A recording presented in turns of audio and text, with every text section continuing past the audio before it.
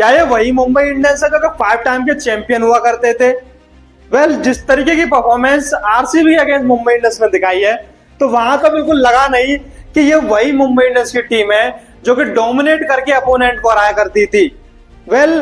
जब 13 साल के बड़े अंतराल के बाद इस आईपीएल सीजन में मुंबई इंडियंस ने अपना आईपीएल का ओपनर मैच जीता, तो ऐसा लगा था कि 2020 के बाद जो 6 साल का इंतजार था वो इस साल खत्म हो सकता है, एक बार फिर से मुंबई इंडियंस चैंपियन बन सकती है। लेकिन एमआई वर्सेस आरसीबी के इस मुकाबले में ऐसा लगा कि एमआई की टीम ने कोशिश ही नहीं की इस मुकाबले को जीतने की। मतलब सर्वेन रदरफोर्ड और हार्दिक पांड्या को अगर हटा दिया जाए तो कोई भी बल्लेबाज ऐसा नहीं लगा कि इस मुकाबले को जीतने की कोशिश उसने की हो। लेकिन अगर देखा जाए तो आरसीबी की टीम की तारीफ करनी पड़ेगी। आरसीबी की टीम जिस तरीके के डोमिनेटिंग अंदाज में इस सीजन में एक बार फिर से खेल रही है, वो अलग ही लेवल का क्रिकेट है। यहाँ पर अगर देखा जाए तो पहले बल्लेबाजी करते हुए आरसीबी की टीम 240 बनाती है, जिसमें शानदार बल्लेबाजी रहती है, शानदार शुरुआत देते हैं फिल साल्ट, जो कि फॉर्म में नहीं थे अब तक, और इस मुकाबले में फॉर्म में आए और क्या लाजवाब फॉर्म में आए। ताबड़तोड़ हिटिंग उनके बल्ले से देखने को मिली, शानदार एकदम एबिलिटी लेकर आते हैं। और उसके साथ में विराट कोहली जो कि एंकर की भूमिका में थे, दूसरी साइड में खड़े हुए थे, और उसके बाद जिस तरीके से दोनों ओपनर के साथ में जो साझेदारी हमें देखने को मिली, 100 से ऊपर की साझेदारी दोनों ओपनर बल्लेबाजों के साथ में हुई, तो वहीं से बिल्कुल लग गया था कि यहाँ पर बहुत बड़ा स्कोर आज बनने वाला है।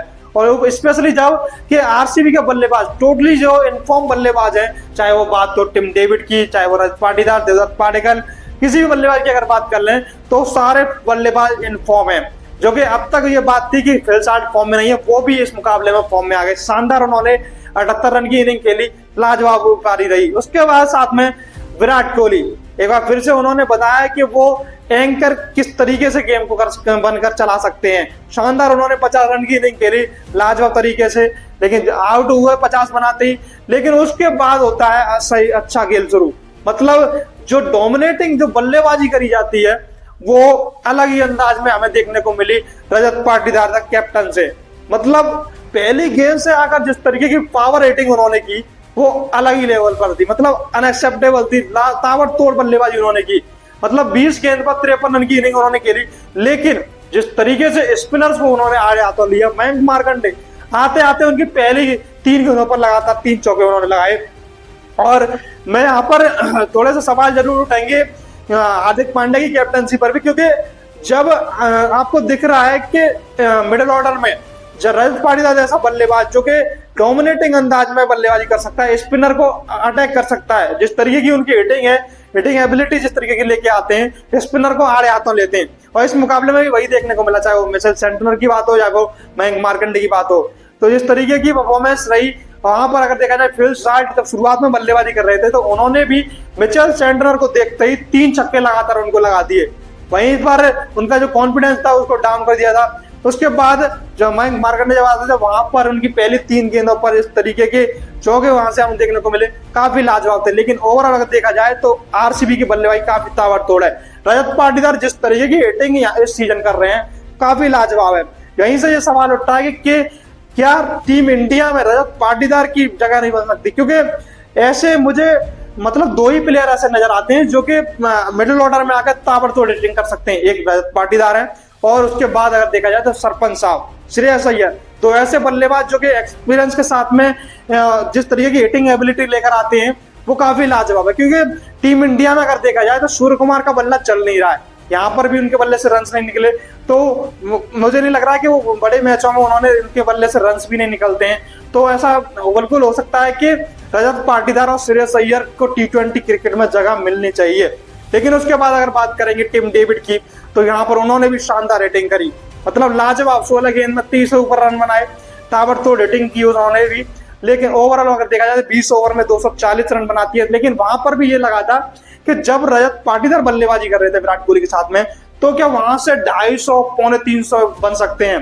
बिल्कुल बन सकते थे, लेकिन उसके बाद रन वो कम रहते हैं, 240 तक आरसीबी टीम पहुंचती है। लेकिन उसके जवाब में अच्छी शुरुआत रहती है एमआई के बल्लेबाजों की। यहाँ पर रियान रिकल्टन ने अच्छे शॉट लगाए और उसके बाद रोहित शर्मा जो कि अच्छा लग रहे थे, लेकिन चोटिल होते हैं, रिटायर्ड आउट होते हैं। मतलब बहुत ही इनिशियल मूवमेंट था कि रोहित के फैंस के लिए, एमआई के फैंस के लिए, क्योंकि इतना बड़ा रन चेज अगर रोहित वहां पर होते तो वो आसानी से चेज हो सकता था, लेकिन वहां पर वो रिटायर्ड होते हैं, उसके बाद वो बल्लेबाजी करने के लिए नहीं आते।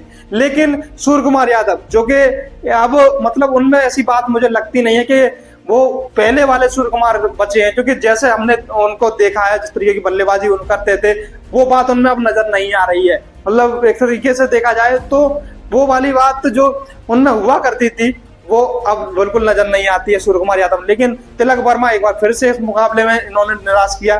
उसके बाद हार्दिक पांड्या थोड़ा टच में जरूर नजर आए, काफी अच्छी बल्लेबाजी उनके बल्ले से देखने को मिली, लेकिन उतना काफी नहीं था, क्योंकि एक बल्लेबाज इस मुकाबले को कोई नहीं जिता सकता था, क्योंकि लास्ट में आते आते डाउन द ऑर्डर सरफराज नदरपुर ने जिस तरीके की बल्लेबाजी हमें दिखाई, तो उन्होंने बताया कि वो किस तरीके की ताबड़तोड़ रेटिंग कर सकते हैं और उनको बल्लेबाजी में ऊपर भी भेजा जा सकता है, क्योंकि लास्ट सीजन भी जीटी से खेलते हुए सरफराज नदरपुर ने ताबड़तोड़ रेटिंग करी थी, क्योंकि इम्पैक्ट प्लेयर के तौर पर आते थे, तो उन्होंने अपनी भूमिका बिल्कुल सही तरीके से निभाई थी। वही यहाँ पर किया उन्होंने, शानदार तरीके से उन्होंने 71 रन की जो इनिंग नॉट आउट रही, काफी लाजवाब रही। अगर एक ओवर अगर बचता तो वो उस मुकाबले को वहीं पर खत्म कर सकते थे, इतनी एबिलिटी अपने पास लेकर आते हैं, वेस्ट इंडियन फ्लेवर है। लेकिन एमआई की गेंदबाजी की अगर बात करें तो गेंदबाजी में बहुत सारे कंसर्न बने, क्योंकि 4 मुकाबले हो चुके हैं, वहीं पर पावर प्ले में विकेट्स नहीं मिली है एमआई की टीम को। मतलब जसप्रीत बुमराह जैसा गेंदबाज 4 मुकाबलों में एक भी विकेट उसको नहीं मिली है, मतलब चारों मुकाबले में एक भी विकेट ना मिलना ये बहुत बड़ी बात है, क्योंकि इतना बड़ा गेंदबाज एक भी विकेट ना ले पाए 4 मुकाबले में। और उसके बाद देखा था ट्रेंट बोल्ट काफी ज्यादा एक्सपेंसिव रहे, वो जो फॉर्म उनका पिछले कुछ समय से चल रहा है वही यहाँ पर कंटिन्यू, क्योंकि यहाँ पर विकेट से उनके नहीं ले पा रहे हैं। और कुछ मैचों में एक मैच में दीपक चार को मौका मिला था, वो भी गायब से हो गए बिल्कुल। शार्दुल ठाकुर एक्सपेंसिव रहे, मयंक मार्कंडे और मिचेल सेंटर वो भी काफी ज्यादा एक्सपेंसिव रहे। लेकिन बहरहाल कहानी ये है कि एमआई की टीम जो कि 4 में से 3 मुकाबले हार चुकी है, एक ही मुकाबला जीते जो कि अपना पहला ओपनर आईपीएल सीजन का जीते थे। लेकिन उसके बाद अगर देखें तो आरसीबी की टीम जो कि अपना 4 में से 3 मुकाबले जीत चुकी है, एक मुकाबला जो कि पिछला मुकाबला राजस्थान के हाथों आ रहे थे। लेकिन जिस तरीके की परफॉर्मेंस आरसीबी के बल्लेबाजों द्वारा इस सीजन नजर आ रही है, तो ऐसा बिल्कुल लग रहा है कि जिस तरीके की परफॉर्मेंस हमें लास्ट सीजन देखने को मिली थी, यहाँ पर भी डोमिनेटिंग अंदाज में आरसीबी की टीम एक बार फिर से चैंपियन बन सकती है। जिस तरीके की परफॉर्मेंस और इस मुकाबले में अगर बात करें तो कहानी ये भी रही कि हार्दिक पांड्या, कुणाल पांड्या मीडियम पेसर गेंदबाज, जिस तरीके के उनके बीच में भी थोड़ा सा मनमुटाव देखने को मिला, क्योंकि एक दोनों ऐसे ब्रदर्स क्रिकेट की कहानियों में, चंद कहानियों में एक कहानी आती है, क्योंकि जो कि मैगी खाकर जिन्होंने सफर शुरू किया था क्रिकेट में, उन्होंने अपने सारे सपनों को यहाँ पर साकार किया, तो उनकी भी नोक झोंक हमें देखने को मिली। मतलब जिस तरीके की लगता है कि फैमिली कसन है जो कि ऑन द फील्ड देखा यहाँ पर कुणाल पांड्या से, क्योंकि जिस तरीके की गेंदबाजी बाउंसर से भी उन्होंने हार्दिक पांड्या को डाली, और लेकिन उसके बाद जब हार्दिक पांड्या जब आउट हुए तो जिस तरीके का अग्रेशन कुणाल पांड्या से हमें देखने को मिला, कुणाल जोफ्रा पांड्या अगर कहें तो जिस तरीके की हेयर स्टाइल इस मुकाबले में देखने को मिली, तो वो मतलब अलग ही था।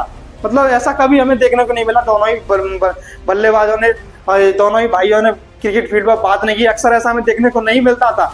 लेकिन जिस तरीके का ओवरऑल मुकाबला रहा, आरसीबी की टीम ने इस मुकाबले में पूरे तरीके से डोमिनेट किया है, काफी लाजवाब बल्लेबाजी रही है।